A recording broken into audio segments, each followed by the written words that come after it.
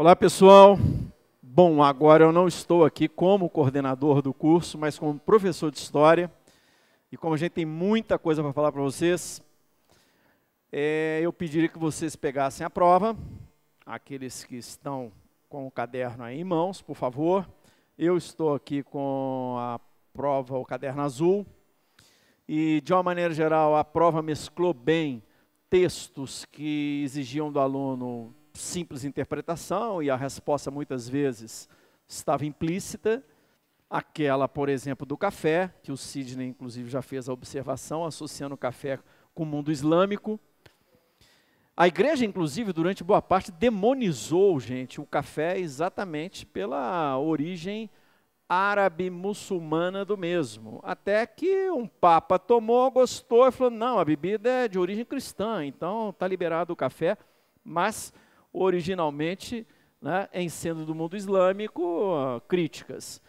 Acho que a prova também ela contemplou a capacidade do aluno interpretar fontes iconográficas, fotos, charges, enfim, isso também estava presente. Ela contemplou também o que para a gente é muito importante, que são as revisões historiográficas, ou seja, outros olhares sobre temas a respeito dos quais sempre houve um grande consenso, e de repente a produção historiográfica revela que existem outras maneiras de olhar aquilo que era dado como certo, como consenso, mesmo entre historiadores, e a gente tem algumas questões que fazem essa revisão historiográfica. Eu selecionei para vocês aqui não mais do que meia dúzia de questões, e eu vou anotá-las aqui para vocês. A primeira, a respeito da Primavera Árabe, e a resposta está muito clara ali, né? Ela dizia respeito à capacidade da internet de disseminação de ideias capazes de mobilizar grandes multidões, que levaram públicos significativos às praças no Egito, na Tunísia, na Líbia, na Síria, colocando esses regimes autoritários, muitos dos quais estavam no poder nesses países árabes há décadas, o caso da Líbia, 42 anos de Muammar Gaddafi, né? O caso do Egito, o ditador estava no poder há 30 anos, e de repente os jovens, sobretudo, via internet, foram capazes de se mobilizar em redes sociais e colocar nas praças grandes multidões que, no limite, levaram ao questionamento desses regimes e, em alguns casos, até a queda dos mesmos. Então, essa primeira questão era algo também já meio previsto, né? Porque vocês vão de convir comigo que nas últimas semanas, para não falar nos últimos meses, esse tema tem sido veiculado pela mídia de uma maneira constante. Então, razoável que houvesse essa possibilidade. Eu tenho uma segunda questão que eu estou citando para vocês, que no caso da prova azul é a questão de número 3, que faz referência ao movimento dos caras pintadas, que em 92 acabaram possibilitando grande mobilização popular, que também, no limite, culmina com a aprovação do processo de impeachment do então presidente Collor, eleito em 89, portanto, o primeiro presidente eleito de forma direta pós-ditadura militar, que terminou ali em 85.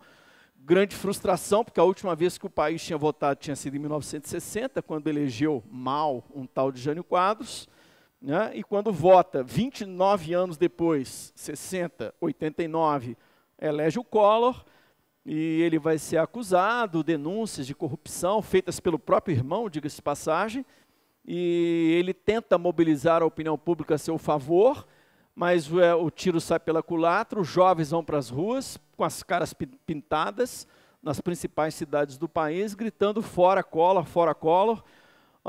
O Congresso aprova a abertura do processo de impeachment do mesmo, aliás, quem aprova é a Câmara dos Deputados, e para evitar, né, que ele sofresse a impeachment, em dezembro ele apresenta a renúncia dele. Então, uma questãozinha, né, que mostra a mobilização, sobretudo dos jovens. Bacana, porque a prova né, ela é feita para esse público essencialmente jovem.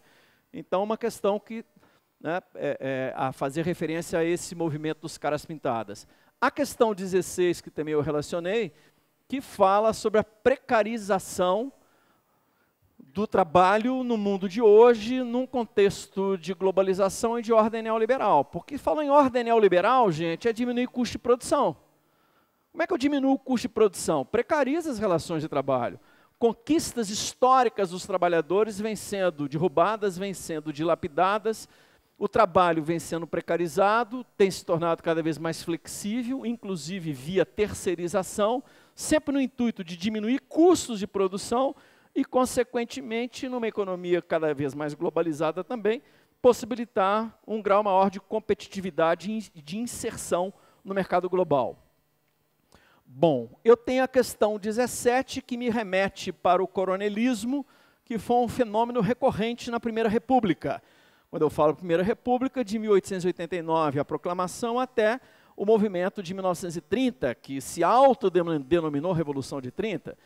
Então, o coronelismo é um fenômeno político-social que se insere nesse contexto da Primeira República, repito, 1889 a 1930, e o Enem se valeu de um texto de um historiador especialista, que é o Vitor Nunes Leal, que é inclusive citado, né?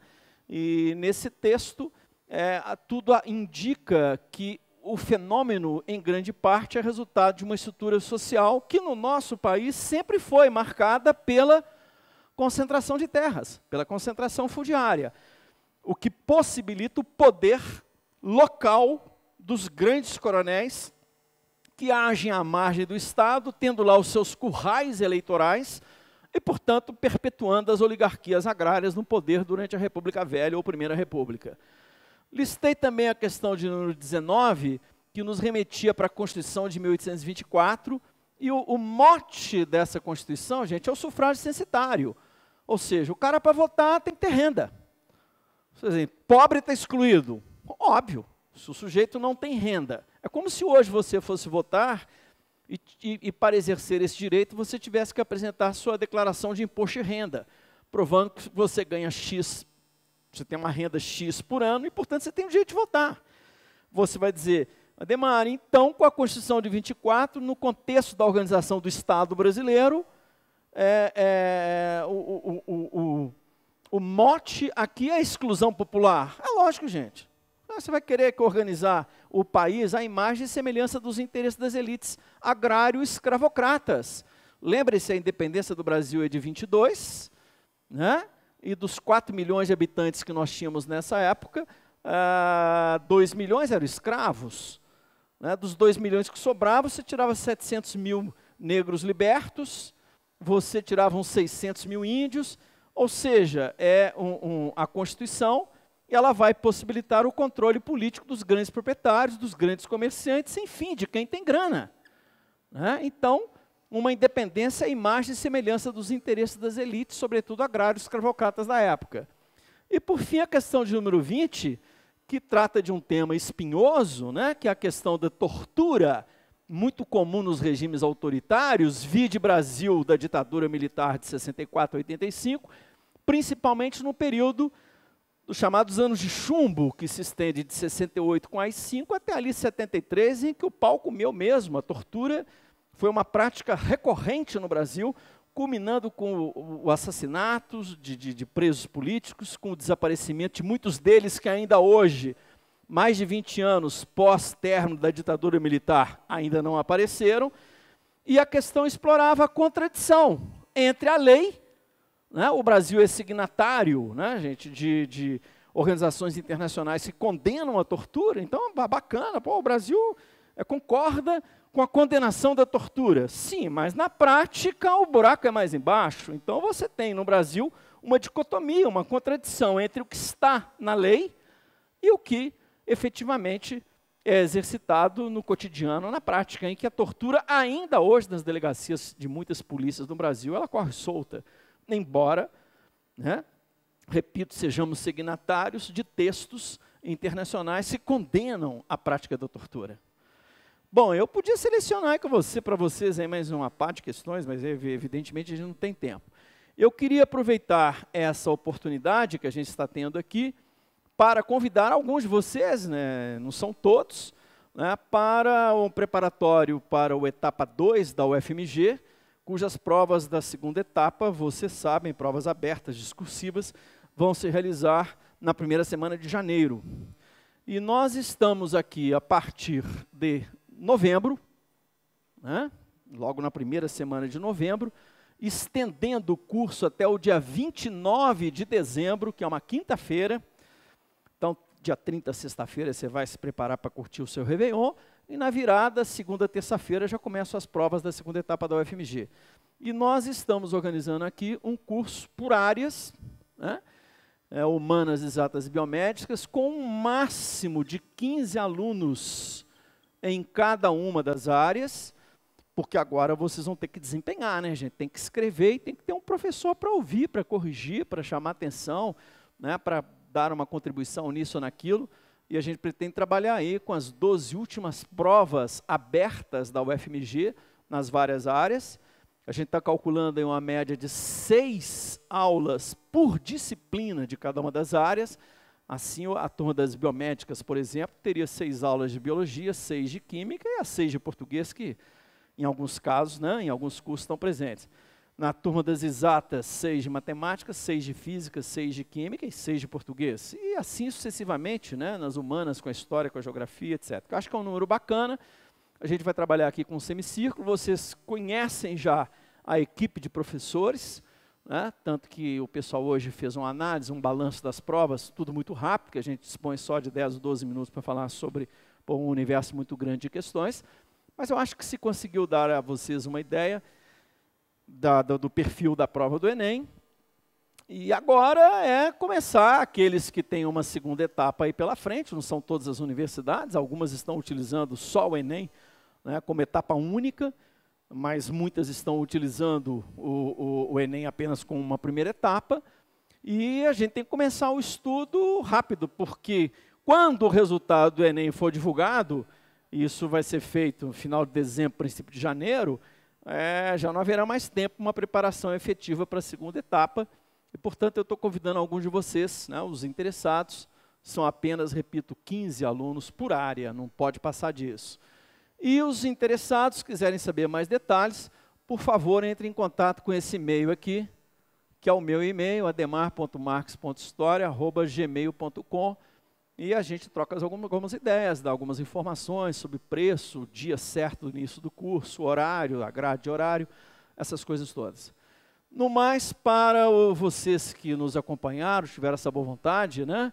Eu quero agradecer muito aí o envolvimento de vocês aqui na sala, que sempre tornaram a aula interessante, né? Esse bate e volta, né? Essa coisa, essa via dupla que também torna a aula mais interessante.